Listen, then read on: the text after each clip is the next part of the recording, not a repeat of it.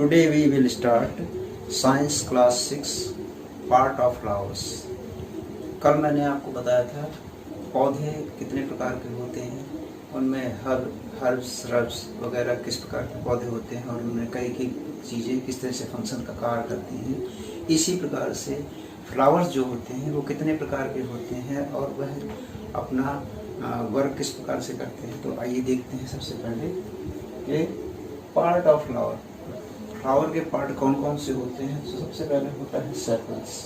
Sepals जैसा कि आप चित्र में देख सकते हैं, यहाँ पर सेपल्स में है सबसे नीचे जो इसमें ओवल्स के नीचे से पाया जाता है, पेडिकल के जस्ट बगल से ये होता है वही सेपल्स होता है। और सेपल्स का काम होता है ओवल की या ओवल्स के इसकी ओवल की रक्षा करना, यानी इसको प्रोटेक्ट करना होता है। दूसरा नंबर आता है पेटल्स का। पेटल्स फ्लावर का सबसे आकर्षक भाग होता है। इसको देखकर ही जितने भी इंसेक्ट होते हैं वह पौधे के ऊपर या फ्लावर्स के ऊपर आकर के उसमें रिप्रोडक्शन करने के लिए आतुर होता है। तो ये पेटल्स होता है। चौथा पार्ट होता है स्टेमन्स का।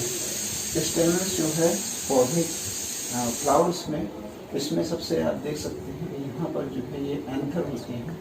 स्टेमन में एंथर में जो सबसे ऊपर वाला पार्ट होता है, इसके ऊपर गोल सा पार्ट होता है। इसके अंदर एंथर में एक पाउडर, छोटा सा पाउडर, छोटे छोटे पाउडर के रूप में कण होते हैं, वो एंथर कहलाते हैं। और फिलामेंट के जरिए ये फिलामेंट के हिसाब से ये है सीधे सीधे नीचे की ओर जाते हैं। इसको मैं आपको बाद में एक्सप्लेन करूँगा कि कैसे जाते हैं। चौथा आता है कार्प। इसमें क्या क्या होता है, मेल रिप्रोडक्शन इस पार्ट में होता है, स्टेमन्स में होता है, इसमें फिलामेंट होता है जो कि इसकी पार्ट में फिलामेंट होता है। दूसरा होता है एंथर, ये एंथर हो गए, इन दोनों को मिलाकर के स्टेमन बोलते हैं। चौथा पार्ट आता है कार्पल्स का। कार्पल्स में आप ये देख सकते हैं इस पार्ट में कि यह किसी भी फ्लावर्स का फीमेल रिप्रोडक्टिव पार्ट होता है, जो कि बीच में आपको दिखाई दे रहा है। स्टिग्मा, स्टाइल होते हुए ये ओवरी और ओव्यूल, ये इस फ्लावर्स का बीच का जो पार्ट होता है यह है फीमेल पार्ट कहलाता है। तो फीमेल पार्ट और मेल पार्ट दो प्रकार के पार्ट में बटा हुआ होता है फ्लावर। तो आइए इस किस प्रकार से इनके फंक्शंस किस प्रकार के कार्य करते हैं। सबसे पहले आता है, देखिए, अ flower is the reproductive part in A plant. Flower जो होता है यह रिप्रोडक्टिव पार्ट होता है। रिप्रोडक्टिव माने यह जनन करता है। कैसे जनन करता है, यह मेल रिप्रोडक्टिव ऑर्गन से लेकर के और फीमेल रिप्रोडक्टिव ऑर्गन को दोनों को मिक्स करके यह एक सीड ही बनाते हैं। तो दूसरा है, it has brightly coloured petals which attract insect that help in pollination. Pollination किस प्रकार होता है, जब कई प्रकार के कीट होते हैं और कीट वह आपस में आकर के कीट जो है फ्लावर्स के पेटल्स में आकर्षित होकर के उन पर बैठते हैं।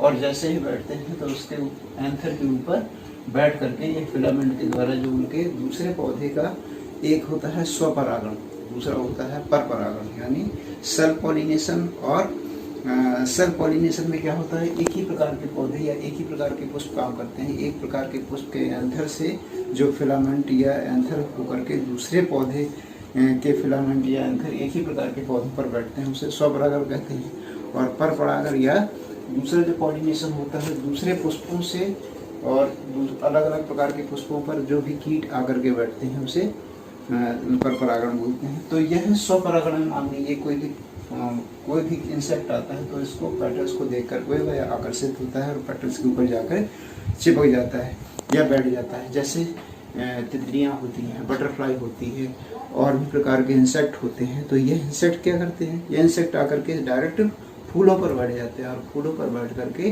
एंथर के जरिए यह सीधे सीधे पॉलिनेशन बनाते हैं। निषेचन की क्रिया होती है और निषेचन की क्रिया होने के बाद पौधे अपना सीड भी बनाते हैं। और निषेचन होने के बाद ओव्यूल में यह आपने छोटा सा देखा हुआ ओव्यूल पाए जाते हैं और ओव्यूल में ये छोटे छोटे ओवल्स पाए जाते हैं।